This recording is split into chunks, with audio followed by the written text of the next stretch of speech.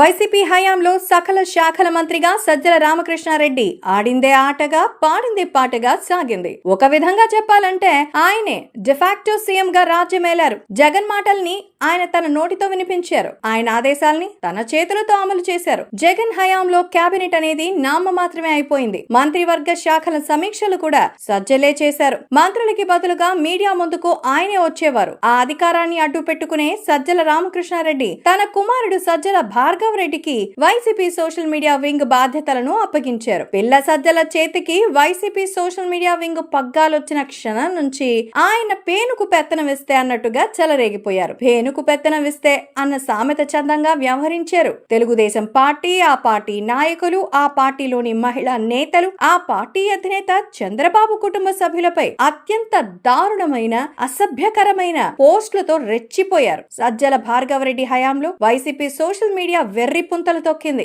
సరే, వైసీపీ ఘోర పరాజయంలో ఆ పార్టీ సోషల్ మీడియా పాత్ర కూడా గణనీయంగా ఉంది అనడంలో సందేహమే లేదు. వైసీపీ పరాజయం తర్వాత సజ్జల భార్గవ్ రెడ్డిని కేసుల నుంచి తప్పించేందుకు ఆయన తండ్రి సజ్జల రామకృష్ణారెడ్డి చేయగలిగిందంతా చేశారు. పార్టీ ఓటమి పాలు కాగానే చడి చప్పుడు లేకుండా ఆయన సోషల్ మీడియా పదవి నుంచి తప్పించి రాష్ట్రం దాటిచ్చేశారు. ఫోన్ లో కూడా అందుబాటులో లేకుండా చేశారు. ఎన్ని చేసినా కర్మఫలం అనుభవించాల్సిందేగా. సోషల్ మీడియాలో అనుచిత పోస్టుల వ్యవహారంలో తనపై నమోదైన కేసులో అరెస్ట్ చేయకుండా ముందస్తు బెయిల్ కోసం పిల్ల సజ్జల ఏపీ హైకోర్టులో పిటిషన్ దాఖలు చేశారు. Sajjala Bhargav Reddy anticipatory bail petition పై హైకోర్టు శుక్రవారం విచారించింది. ఆ సందర్భంగా కోర్టు చేసిన వ్యాఖ్యలు గమనిస్తే పిల్ల సజ్జలకి యాంటిసిపేటరీ బెయిల్ లభించడం అనుమానమే అని న్యాయ నిపుణులు చెప్తున్నారు. పిల్ల సజ్జల కటకటాలు లెక్కించక తప్పదు అన్న భావన సర్వత్రా వ్యక్తమవుతోంది. నెటిజన్లు సైతం పిల్ల సజ్జల యాంటిసిపేటరీ బెయిల్ అస్సలు రాకూడదని, అలాగే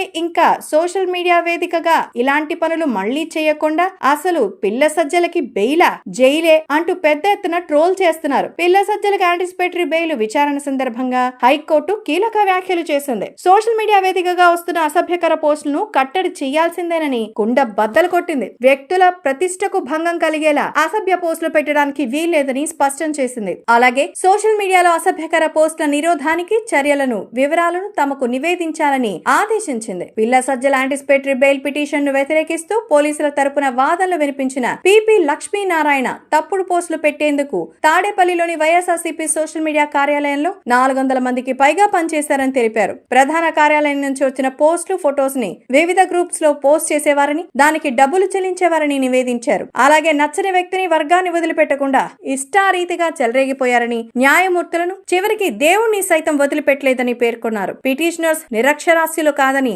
బాగా చదువుకున్న వారేనని పేర్కొన్నారు. వ్యక్తిత్వ హననం, ప్రతిష్టలను దెబ్బతీయడం, అపకీర్తి పాలు చేయడం, బెదిరించడంలో ఆకాశమే హద్దుగా చెలరేగిపోయారని తెలిపారు. వాదనల తర్వాత హైకోర్టు ఈ పిటిషన్ పై విచారణని ఈ నెల 27కు వాయిదా వేసింది.